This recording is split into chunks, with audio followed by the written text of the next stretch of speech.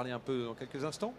Oui, mais nous avons deux axes de développement. Un, effectivement, qui porte sur la fabrication de pièces directes, mais également sur la fabrication d'inserts de moules qui requièrent la mise en place de conformal cooling.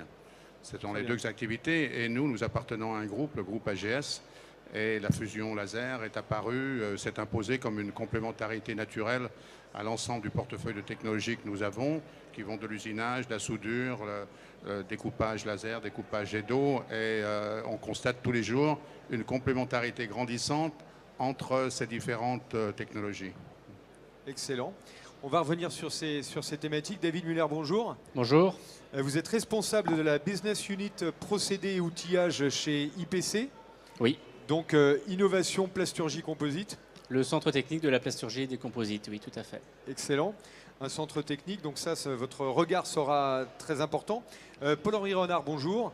Bonjour. Vous êtes directeur général du CTIF, Centre technique des industries de la fonderie. Oui, historiquement, centre technique des industries de la fonderie, mais aujourd'hui, on travaille plus largement sur la métallurgie et la transformation des métaux. Très bien. Donc aussi, vous êtes dans le cœur de cette fabrication additive. On vous retrouve, Philippe Vannereau, rebonjour. Vous êtes vice-président de l'Association française de fabrication et de prototypage rapide. Et donc, vous avez une connaissance vraiment parfaite du secteur depuis de nombreuses années. Et Franck Simon, encore rebonjour aussi. Vous êtes responsable. Rebonjour. Vous êtes responsable thématique procédés avancés de fabrication et ingénierie de surface chez VMAK. Également, vous faites partie du réseau donc à RAFAM. Oui. Donc j'anime le réseau RAFAM dans lequel IPC est membre, parmi les membres de RAFAM, et également RAFAM Industrie nouvellement créé dans lequel AGS Fusion est également membre de RAFAM Industrie.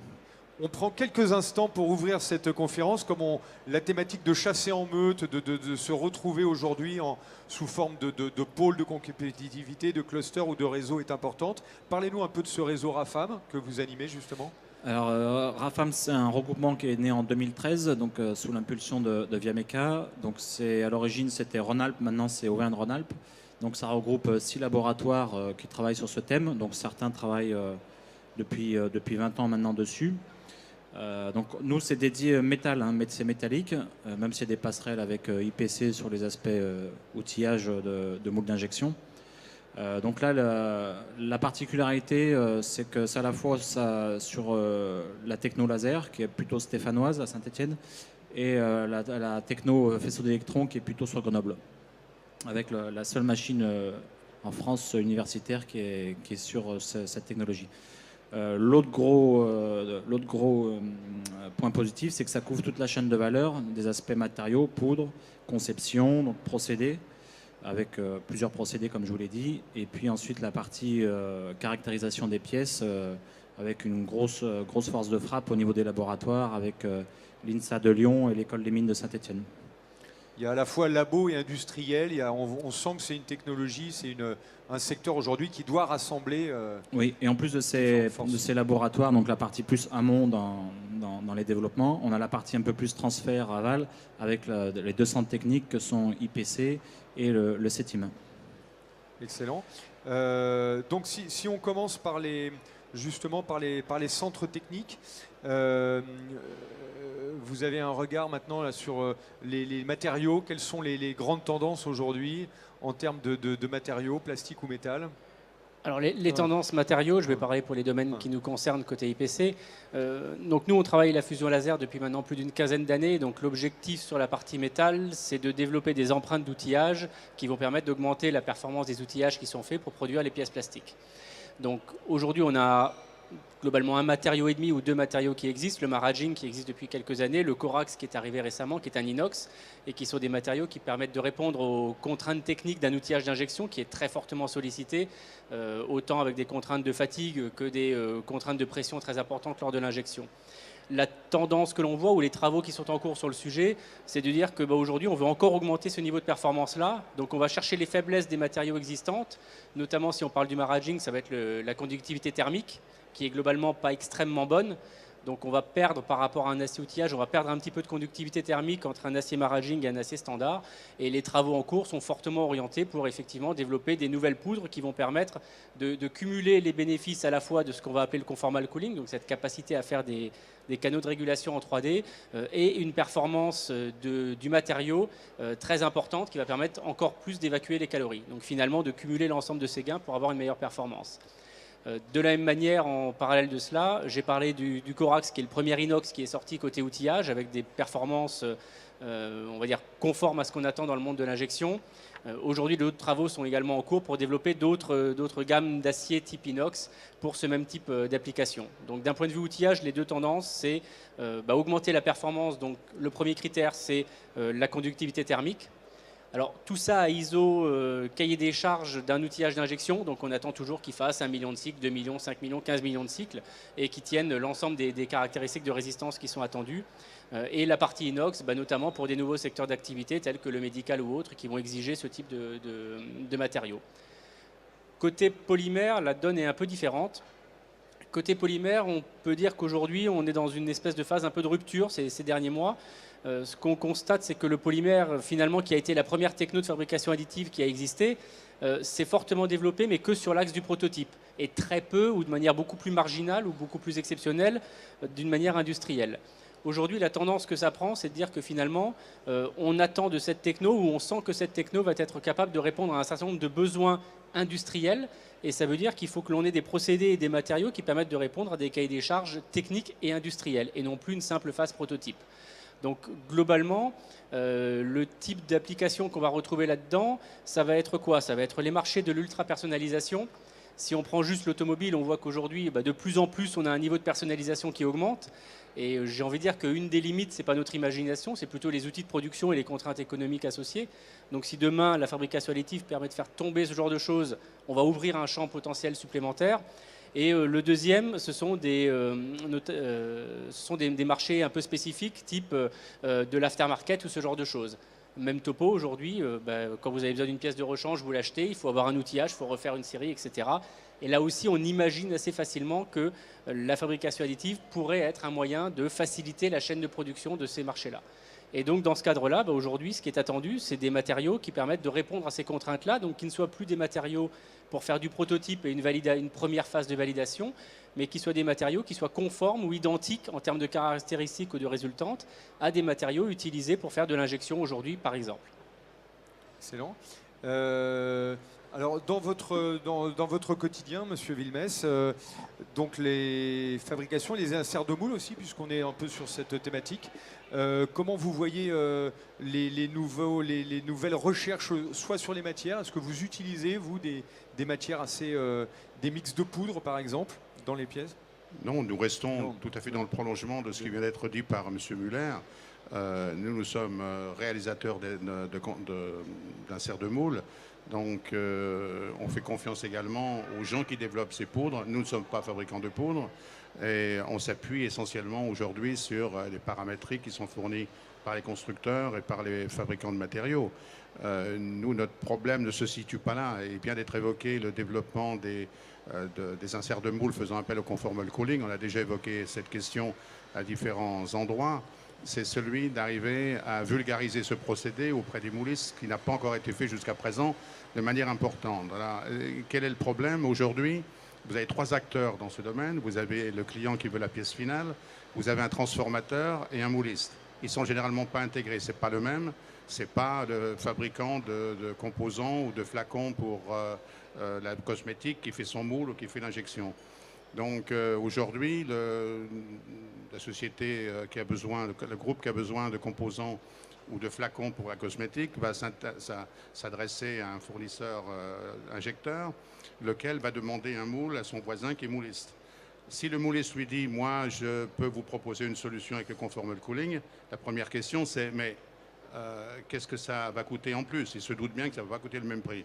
Si on lui dit que ça coûte 30% ou 50% plus cher, la seconde question qui vient derrière, c'est « mais quel est mon avantage ?» Alors les avantages, on les connaît, on les partage.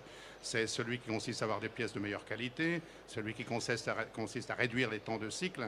Mais en parlant de ça, l'injecteur, lui, s'intéresse surtout à la qualité, au temps de cycle Et il va dire, si je réduis mes temps de cycle de 30%, 30% par rapport à quoi? La pièce, on ne l'a jamais faite jusqu'à présent. Donc vous me dites 30% par rapport à du virtuel, par rapport à quelque chose qui n'est pas tangible. À une étude. Maintenant, s'il dit, moi je fais déjà la pièce, et maintenant vous m'en faites un conformal calling, si je ne fais pas les 30%, est-ce que vous me payez la différence? Vous me remboursez les 50% complémentaires? En général, jusqu'à présent, on arrive à une situation où le mouliste prenait garde de ne pas faire cette proposition, qui est une erreur, parce que quand on regarde par exemple en Allemagne, aux États-Unis, ils sont très en avance sur nous sur cette question-là. Or, aujourd'hui, il est en train de se passer quelque chose. Nous, on voit le développement du besoin dans ce domaine, c'est-à-dire que les exigences en matière de pièces évoluent tous les jours. Tout le monde court après des réductions de points. Ça veut dire qu'on a des parois de plus en plus fines, qui sont de plus en plus difficiles comment dirais-je, à réaliser, c'est-à-dire à combler dans les empreintes avec la nappe de plastique. Donc là, on n'a pas le choix, c'est-à-dire c'est un seuil de faisabilité de la pièce finale. On n'a pas le choix, on est obligé de passer par cette technologie. Donc, je dirais au niveau des moulistes, je ne sais pas s'il y en a ici dans la salle, mais ça c'est extrêmement important parce que si nous on ne se met pas, si nos moulistes ne se mettent pas à cette technologie, la conséquence c'est que ces activités, elles vont une fois de plus migrer ailleurs. Migrer, est-ce qu'il y a des moulistes dans la salle? Non, alors a priori non. On va relayer alors, on va relayer auprès des corporations. Parfaitement d'accord avec ce qui vient d'être dit. D'accord. Encore une fois, protéger garder des technologies. Paul-Henri Renard, justement, les métaux tels que vous les percevez, vous les travaillez au quotidien. Vous êtes sur un centre technique de transformation aussi des métaux. Est-ce que cette technologie qui arrive chamboule un peu le domaine ou comment vous le vivez au quotidien? On a entendu pendant un certain temps que la fabrication additive, c'était la solution à tout. Bon, heureusement, tout le monde s'est détendu sur le sujet. Oui. Ça n'est jamais qu'une façon différente de mettre en forme différents types de matériaux, pas que métaux d'ailleurs. Et aujourd'hui, après une phase donc d'euphorie, on se rend compte que c'est une technologie qui n'est pas loin de la maturité industrielle, mais qui n'y est pas encore. Et surtout que ça donne d'autres degrés de liberté de conception, mais que ça ne fait pas tout. Il y a des formes faciles à faire en fabrication additive, impossibles à faire en forgé ou en moulé, et des formes très faciles à faire en moulé et presque impossibles à faire en imprimé. Donc c'est juste d'autres leviers qui permettent de faire d'autres choses et à partir de ça, on peut commencer à travailler. Je vais rebondir sur ce que disait M. Villemesse. M. Villemesse disait que les problématiques aujourd'hui, c'était quoi? C'était la production, c'était ce qui se passe dans l'usine. C'est exactement ça. On peut développer des dizaines de nouveaux alliages, parce qu'aujourd'hui, les alliages qui sont utilisés en fabrication additive, c'est plutôt des alliages de fonderie, donc des alliages qui ne sont absolument pas adaptés au process de fabrication additive. Mais je dirais que ce n'est même pas le débat. Aujourd'hui, il faut déjà fiabiliser le process et faire en sorte que quand on a un fichier, derrière, la pièce, elle est bonne. Et il y a un vrai problème, c'est qu'elle est parfois bonne, parfois elle ne l'est pas, et on ne sait pas toujours dire pourquoi. Donc nous, en tant que centre technique, on est là pour accompagner les industriels et les aider à rendre leur process capable, c'est-à-dire être capable de faire toujours les mêmes pièces avec le même niveau de qualité de façon reproductible. Quand on aura fait ça, après on pourra repartir dans l'exotique, développer de nouveaux alliages, etc. Alors, on travaille sur le sujet, mais c'est en amont. C'est pour quand les industriels vont revenir en disant c'est bon, ça marche, on veut du nouveau. Bon, pour vous, c'est encore exotique, encore ce mix de matières qui est peut-être rendu possible par les poudres. Le fait qu'on ait de la poudre, on peut mélanger certains alliages et faire des nouveaux matériaux, mais pour vous, ça reste encore quelque chose c'est de la recherche encore aujourd'hui.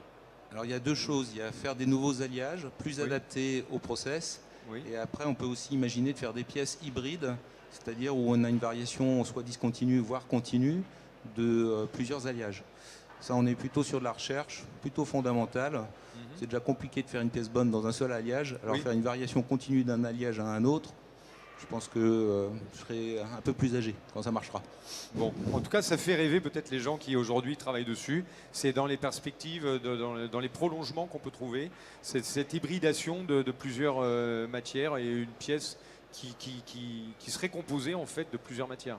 Voilà, sachant qu'il faut toujours garder du bon sens. J'ai entendu parler par exemple de pièces imprimées pour le médical avec une partie en cobalt chrome pour résister à l'usure et une partie qui serait en titane par exemple pour avoir des performances mécaniques. Un assemblage vissé, c'est très bien, hein. On n'est pas obligé de faire des choses où on varie continuellement de l'un à l'autre. Hein. Carrément. Franck Simon, on parlait tout à l'heure, on parlait justement tout à l'heure des matériaux. Juste, je recherche ce qu'on avait évoqué là tout à l'heure. Pour les poudres. Oui, les poudres, justement. Comment vous travaillez concrètement?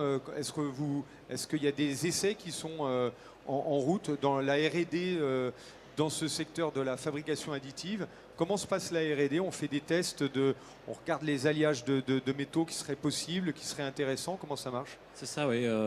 On va développer de nouveaux matériaux. Alors, il va y avoir deux niveaux. Soit fonctionnaliser une poudre, c'est-à-dire qu'on va partir d'un grain métallique et on va enrober cette poudre métallique de céramique ou autre, polymère par exemple. Donc effectivement, après, on va faire des pièces tests, des échantillons et ensuite des tests mécaniques. Bien souvent, il faut qu'il y ait un industriel qui puisse vendre éventuellement cette pièce, donc ce qu'on appelle un end-user. Donc là, dans les projets collaboratifs que nous menons, il y a toujours un end-user. Bien souvent, c'est lui qui pilote le projet d'ailleurs, parce qu'il va pouvoir orienter par rapport à son propre marché les matériaux qui sont développés. Donc, il n'y a pas forcément une garantie de succès, mais si ça marche, il peut le vendre, quelque part. Il y a un peu de ça. Il n'y a pas une garantie de succès, mais bon, en tout cas, ça fera toujours développer le secteur et ça fera des avancées pour tout le monde. Voilà. D'où la présence importante de scientifiques de haut niveau, avec le matériel adéquat qui est derrière, tout le background, avec notamment des problématiques de porosité qui sont assez importantes, suivant la taille de grain, le procédé qui est associé. Donc qui ne se voit pas forcément à l'extérieur lorsqu'on prend la pièce, mais à l'intérieur, il peut y avoir de la porosité.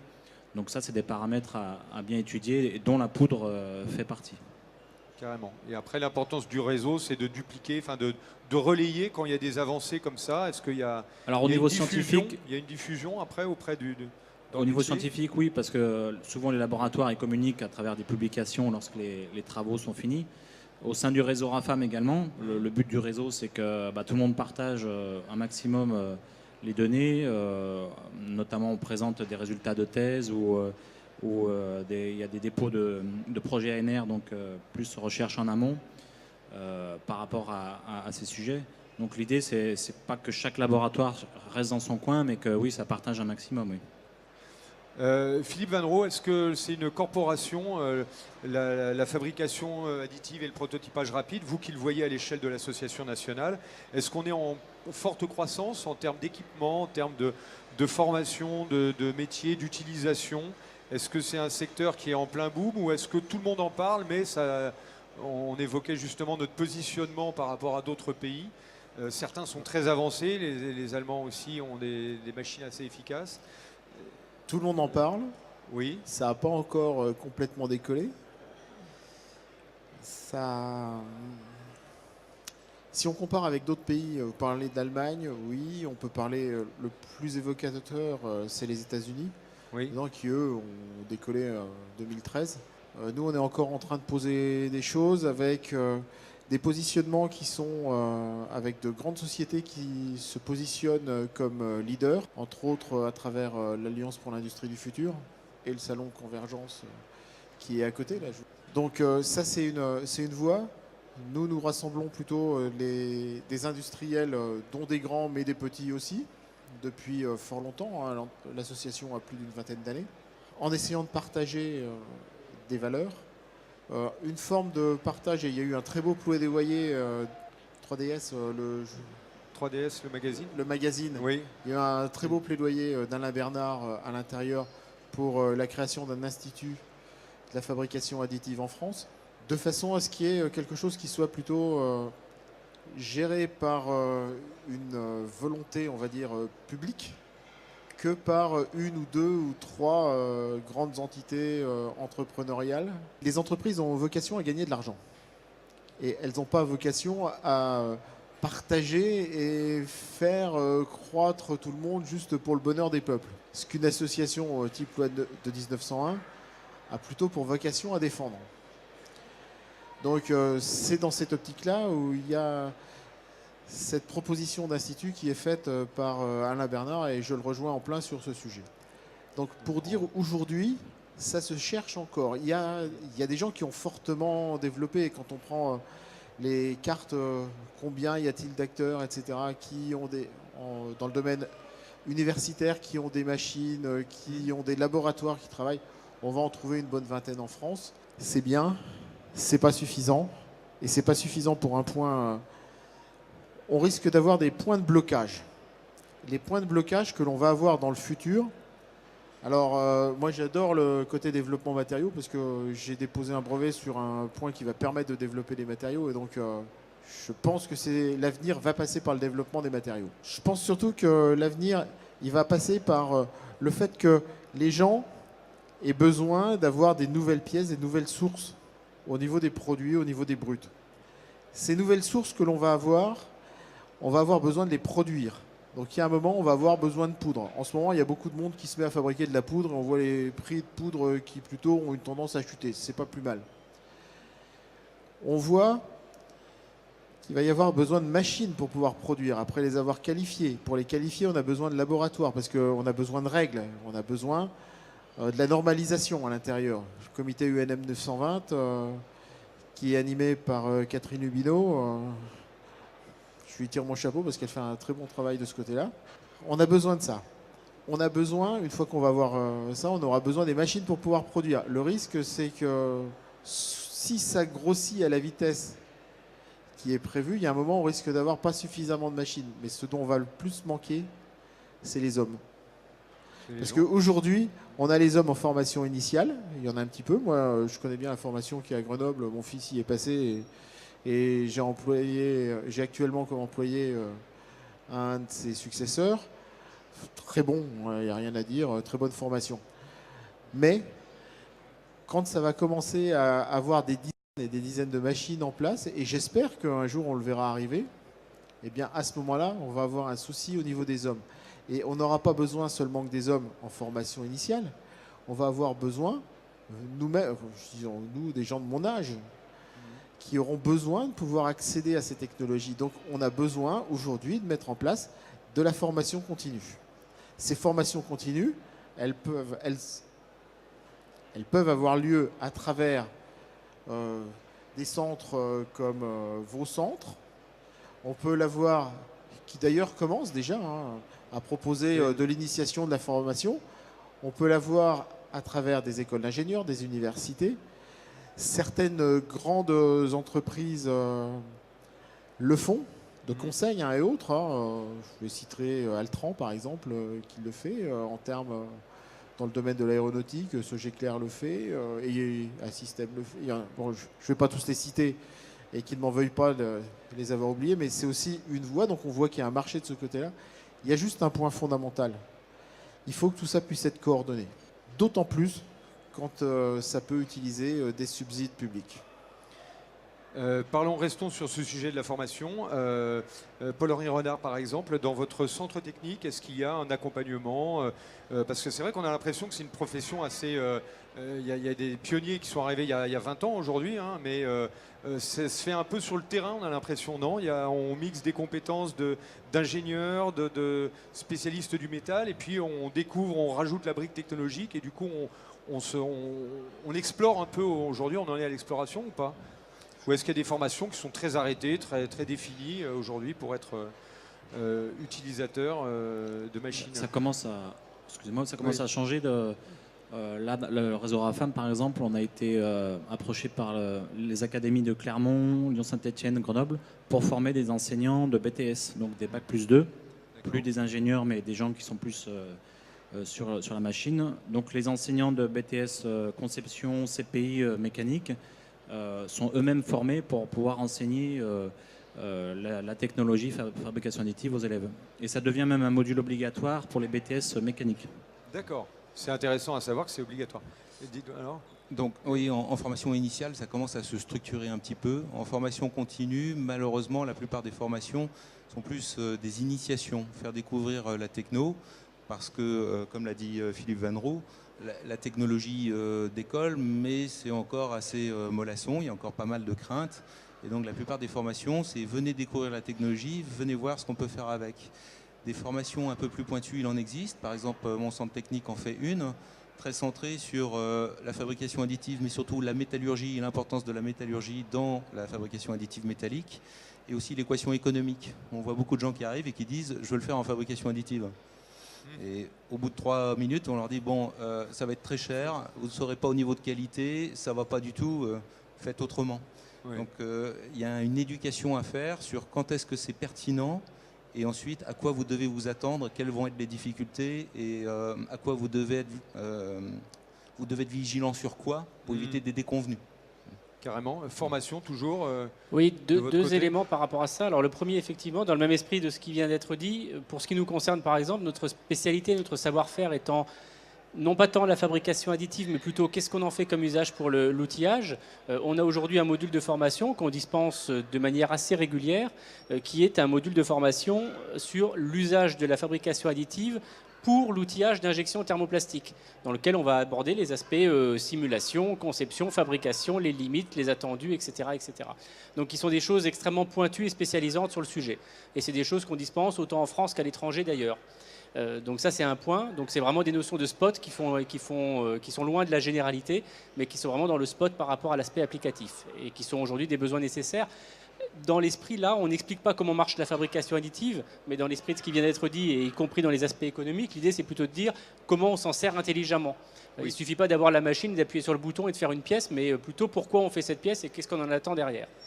Le point que je voudrais rajouter aussi sur l'aspect formation, je voudrais quand même citer une action qui est en cours depuis le début de l'année maintenant, qui a été lancée sous l'égide de la Fédération de la plasturgie des composites, mais qui balaye l'ensemble des technologies de fabrication additive, qui est la création d'un référentiel de formation, donc qui est en cours de labellisation, qui est en cours de publication là, dans les jours ou les semaines qui viennent, qui justement qui a été fait, alors entre autres, vous parliez d'Alain Bernard, donc il a participé, on l'a mis dès le début dans les différentes réunions.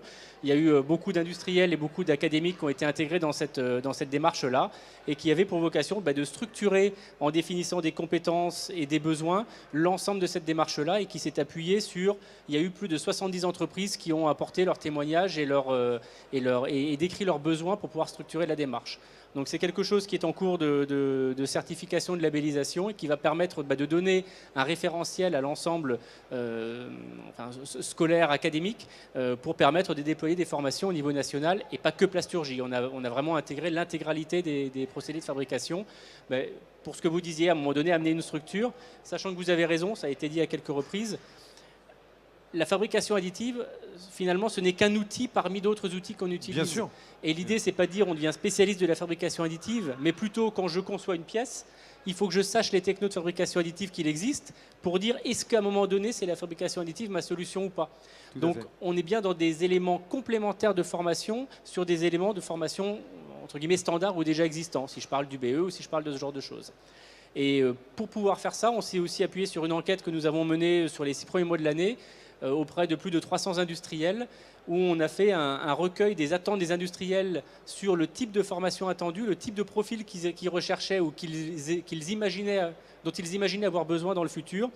Et il apparaît que les premiers besoins sont sur des notions type BTS, par exemple. Donc ça, c'était le premier besoin qui émanait là-dessus, en disant ce qu'on imagine, c'est d'abord un besoin niveau BTS, avec certains types de compétences, et on s'est aussi appuyé là-dessus pour créer ce référentiel-là. Donc vraiment le mettre très proche de l'industrie, et c'est finalement plutôt l'industrie qui a drivé la création de ce référentiel. Donc ça se structure. Ça se structure, encore une fois, voilà, cette importance de poser les bases. Là, un référentiel de formation, ça apparaît comme... c'est un élément fort et structurant. Absolument, et structurant et nécessaire au démarrage. Quels sont les types de profils que vous faites travailler, puisqu'on est là-dessus, sur la formation, sur les gens, Monsieur Villemesse, dans le groupe AGS Fusion, on trouve quel type de profils qui vont travailler spécifiquement sur la fabrication additive ? On ne trouve pas beaucoup de profils encore pour l'instant, parce que ce qui vient d'être dit, c'est qu'on a des projets en matière de formation, mais pour l'instant, on ne les voit pas beaucoup. Nous, en tant qu'opérateurs, disons la seule voie que nous avons aujourd'hui, c'est les thésards. Ce sont les thésards qui nous permettent de travailler dans un certain nombre de domaines, plus d'ailleurs sur la partie aval, parce qu'on a un gros problème de caractérisation des matériaux que l'on fabrique. Les exigences de nos clients sont de plus en plus importantes aussi dans ce domaine, et on n'a pas ces compétences naturellement chez les gens qui font de la fabrication additive. Il y a la partie amont qui vient d'être évoquée, qui est celle qui est caractérisée par le besoin de revisiter les pièces qu'on a fabriquées, parce que fabriquer des pièces ISO design, ça ne présente aucun intérêt. Donc il y a une dimension marketing ou économique qui est importante, en tout cas pour pouvoir accéder à des marchés, qui consiste précisément à avoir des compétences compétences pour accompagner le client dans son processus qui consiste à revisiter les pièces qu'il a besoin. À défaut de ça, il n'y a pas beaucoup d'issues. Donc nous, on a besoin de compétences dans ce domaine.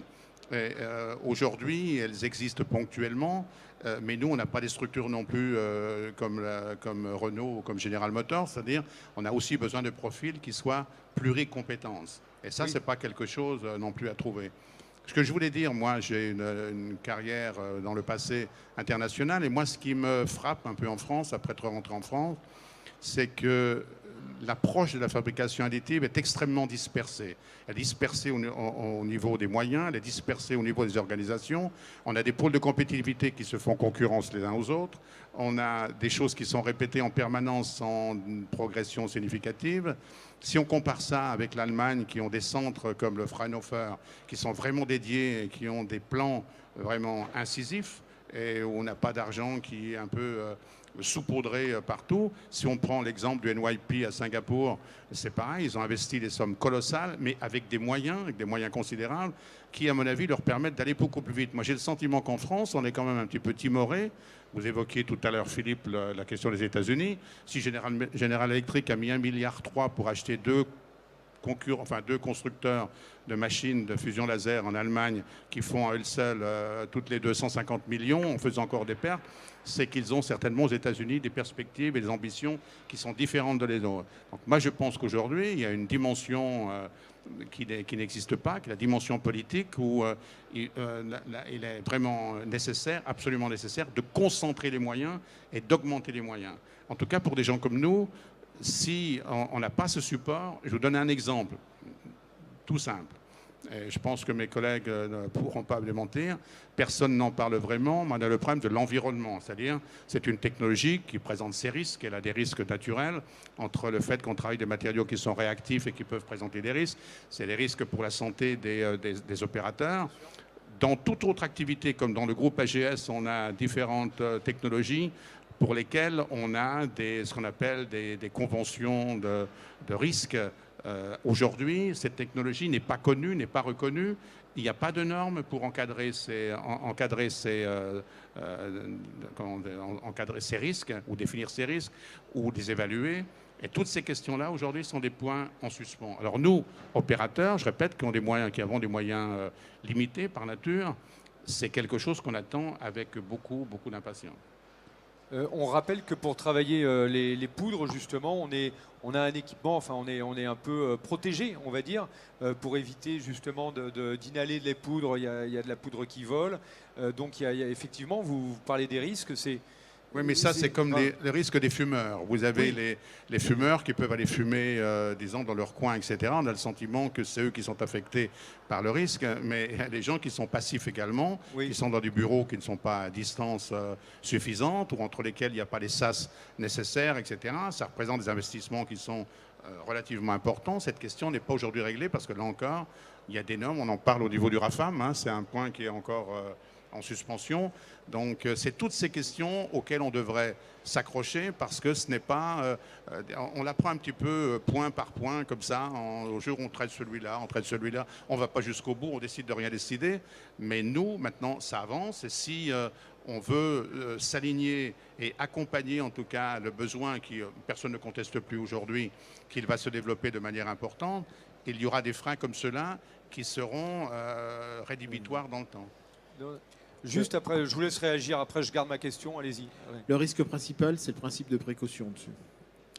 Ouais. Et là, je vais juste faire un parallèle. La société, donc je suis vice-président de la FPR, mais en même temps, je suis président d'une société qui s'appelle 3A, qui est détenue à un peu plus de 60% par le groupe Michelin, lequel groupe Michelin a énormément travaillé sur ce domaine du risque, qui est dans la zone de Viameca, et je pense que j'avais mis une relation en commun avec Maria Verianova, qui est une grande experte sur le sujet. Ce qu'il faut bien voir, c'est qu'il y a une question de confinement. Il n'y a pas encore de loi et de réglementation propre à la fabrication additive. Il y a des choses qui existent quand on est sur le travail des poudres. Il y a des choses, par exemple, pour faire des outillages à base de poudre compressée. Donc il y a des choses qui existent. On peut s'en inspirer.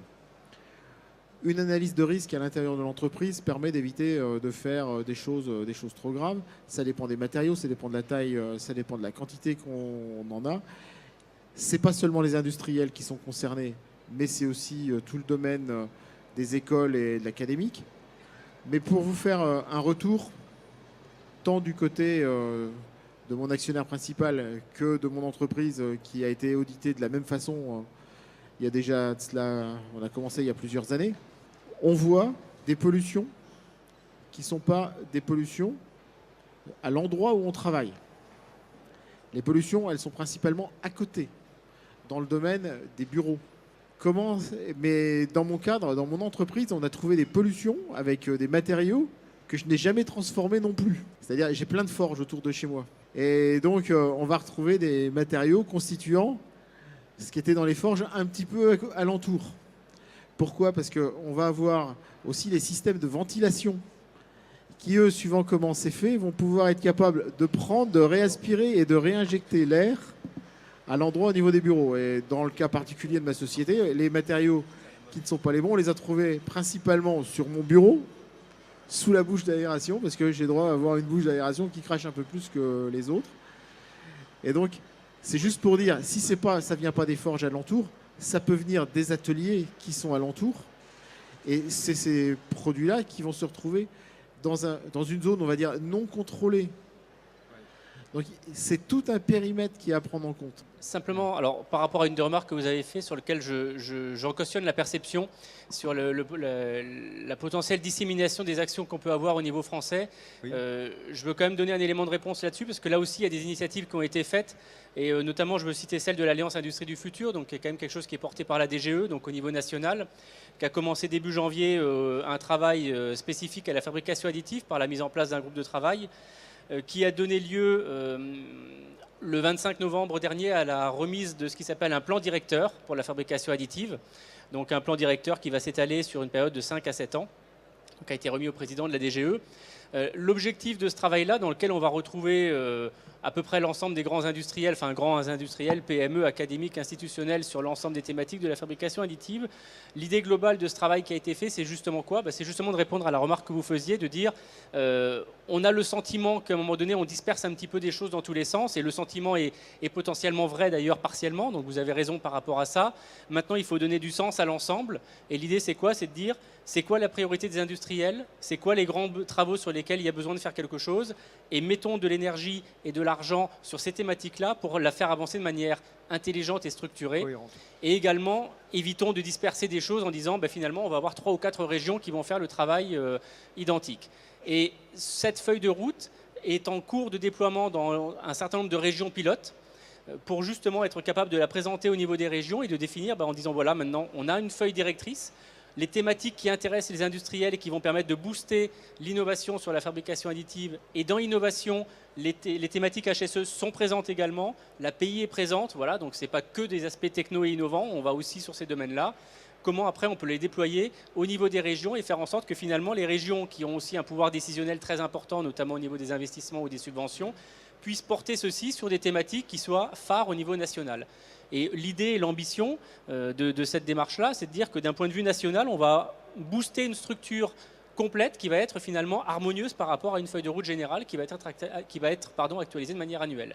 Donc là aussi, la perception ne se voit peut-être pas encore aujourd'hui, mais depuis début janvier, il y a un travail extrêmement fort qui a été fait et qui commence à donner ses fruits et qui est en train de se déployer petit à petit pour donner du sens à tout ça, pour finalement apporter la même image globale que ce que l'on peut voir dans d'autres pays qui ont, on va dire, une meilleure force marketing que ce qu'on peut avoir de temps en temps en France. Oui, puis un maillage régional aussi peut-être plus fort. Vous avez la parole, Philippe. Avec une petite différence, c'est que pour participer à certains projets FUI, etc., pour monter le dossier, il faut 18 mois. Pour avoir les fonds, il faut 6 mois. Pour se mettre d'accord, il faut encore 6 mois. Et c'est un projet sur 6 ou 7 ans. On est dans une technologie qui ne fonctionne pas à cette vitesse aujourd'hui. C'est ça, à notre avis, le problème. Et je pense qu'il y en a d'autres qui courent beaucoup plus vite que nous. C'est ça qui nous gêne. Philippe, je voudrais juste apporter, je suis désolé, ça aura peut-être l'air un peu publicitaire, mais ça ne fait rien. Sur le salon Convergence, notre ami, partenaire, famille ADUP présente une solution de confinement qui est faite par rapport à sa machine, qui peut être reprise pour d'autres moyens. Mais cette solution de confinement peut se mettre dans n'importe quel atelier et est flexible. Donc c'est la réponse dans l'esprit de ce que Michelin a développé pour lui-même, qui est mis à la disposition de tout un chacun. Donc ceux que ça intéresse, je les invite à aller dans le haut hall sur le stand Adobe et voir, il y a une maquette qui explique comment c'est fait, comment le confinement est fait. Donc il y a déjà une réponse au niveau franco-français sur cette demande-là, dans une localisation qui est celle de Rafam, au niveau du positionnement géographique. Localisation, justement, c'est une question que je me posais. On a à la fois des polymères et du métal sur cette technologie. C'est peut-être ça aussi qui favorise un peu l'éparpillement et puis la difficulté de se rassembler, parce qu'on a des technologies, des secteurs, des territoires qui sont différents. La plasturgie, elle est très implantée sur l'est de la France. Le métal peut-être un peu ailleurs. On a deux corporations qui sont pas forcément, qui n'ont pas l'habitude de travailler ensemble quelque part, et qui sont reliées tout d'un coup par une technologie où on aurait besoin de les faire cohabiter de façon plus proche. Quelle est votre vision là-dessus? Nous, côté Auvergne-Rhône-Alpes, donc maintenant grande région, donc première région mécanicienne de France et première région en plasturgie de France, avec 20% des effectifs de chaque. Donc là, on s'est structuré depuis 2 ans et demi sur la partie fabrication additive, à l'initiative du pouvoir politique régional. Donc ça aboutit là, depuis l'automne à ce qu'on appelle l'initiative 3D. Donc un institut entre guillemets virtuel, mais qui regroupe dans un premier temps les laboratoires et les centres techniques sur la thématique fabrication additive, et qui regroupe surtout tous les matériaux. Le cœur, c'était d'abord du métallique parce que c'était déjà structuré à travers Rafam.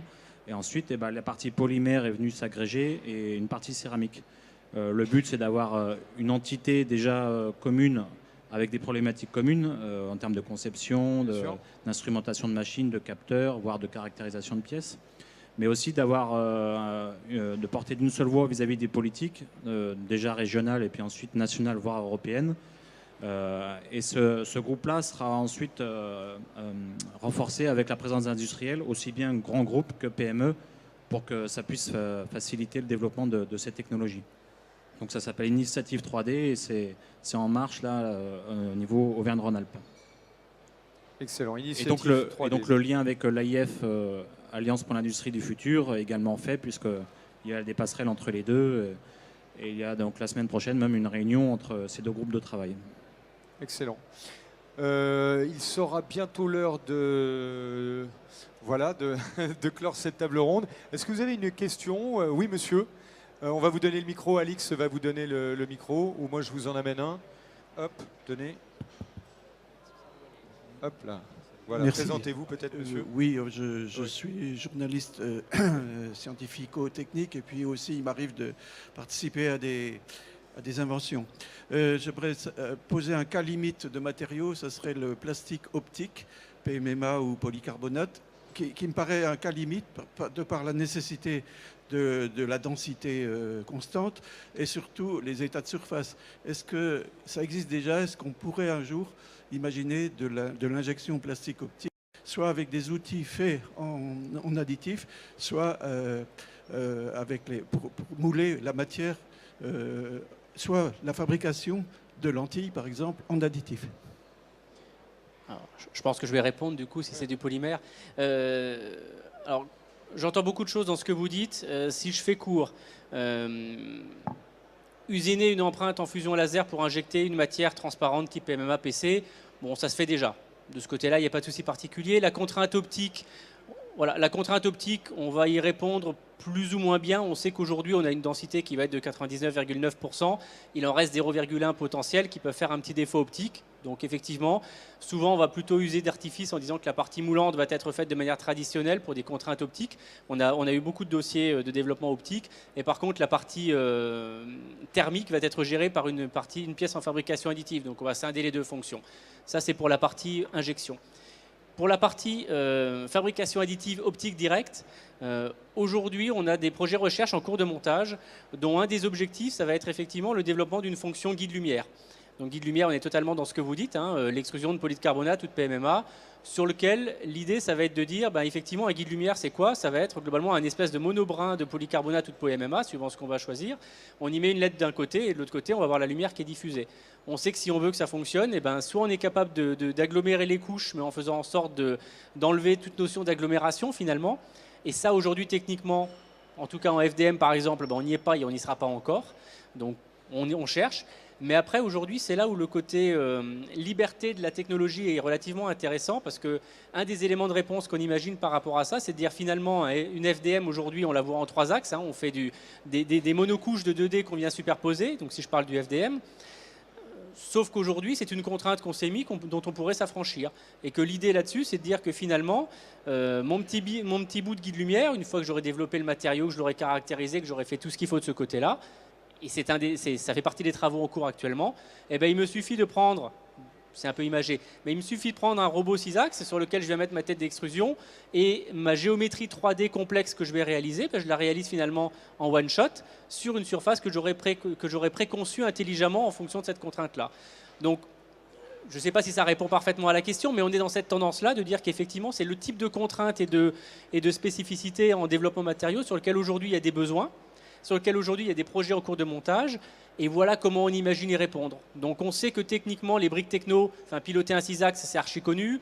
D'un point de vue soft, beaucoup de gens travaillent déjà dessus pour scinder les différents matériaux, la gestion de différentes buses et les différentes étapes. Et on a aujourd'hui besoin simplement de pousser un peu plus loin la gestion de la thermique, la caractérisation de certains matériaux par rapport à ce type d'application. Mais on imagine déjà la solution, et donc on est typiquement aujourd'hui dans un projet recherche en cours. Oui. Est-ce qu'il y a une autre question? Oui, monsieur. Bonjour, c'est alors Karim Boudéan, Journal de la Production. J'ai une question pour monsieur Villemesse pour essayer de savoir quel est son modèle économique exactement. Est-ce que j'ai entendu tout à l'heure que la fabrication additive avait tendance à être éparpillée. Est-ce que vous intégrez, vous, le post-traitement, par exemple, dans votre activité? Merci. Non, on peut à notre niveau en tout cas assumer une partie de la chaîne de valeur, de la chaîne des process. Mais par exemple, les questions de porosité qui doivent être réglées par des traitements HIP, bien sûr, nous ne sommes pas équipés pour faire ce genre de traitement. C'est sous-traité chez les spécialistes. Nous avons des capacités de traitement thermique jusqu'à un certain niveau, comme par exemple le traitement de détente, qui doit être fait généralement très vite après la sortie de la pièce de la machine. On ne peut pas la sous-traiter, on ne peut pas l'envoyer à 200 km pour la faire traiter. Donc, oui, on assume la chaîne des process jusqu'il semble, disons, fondé et de le réaliser par nous-mêmes. Voilà, on vous redonne le micro. Et après, on sera malheureusement obligé de... Je vous posais cette question parce que certains acteurs de la fabrication additive le font, intègrent en fait toute la chaîne de valeur en 3D, incluant le post-traitement. Et je me demandais si c'était votre cas. Mais... Vous avez raison, mais disons, la chaîne de valeur, ce qui tourne autour, si je puis dire, de la fabrication additive, c'est les autres technologies. J'ai mentionné au départ que le groupe AGS, disons, manageait un portefeuille de technologies très vaste, qui sont complémentaires les unes par rapport aux autres, et la fabrication additive en est une supplémentaire. Bien sûr, nous... Aujourd'hui, un client, il vous demande une pièce terminée. Même si je fais faire le traitement thermique en sous-traitance, la pièce est de toute façon usinée par nos soins, contrôlée par nos soins, prête à être assemblée. C'est un des facteurs de différenciation que nous avons, justement, de pouvoir assumer et proposer cette chaîne de valeur complète, qui n'est pas toujours le cas chez certains confrères qui ont d'autres origines historiquement, qui sont par exemple le dessin, le design, le développement, etc. Nous, ce n'est pas notre volonté. La volonté, c'est vraiment d'associer l'ensemble des autres technologies. Bien. Eh bien, écoutez, merci beaucoup, messieurs, pour nous avoir fait partager votre analyse, votre expérience. C'était très enrichissant et très passionnant. Donc, tout est à suivre, le réseau RAFAM, l'association AFPR. Voilà, le jeudi 4 mai, la journée RAFAM à Saint-Étienne. La journée, le 4 mai. Hein, sur le métallique, donc voilà. La journée RAFAM.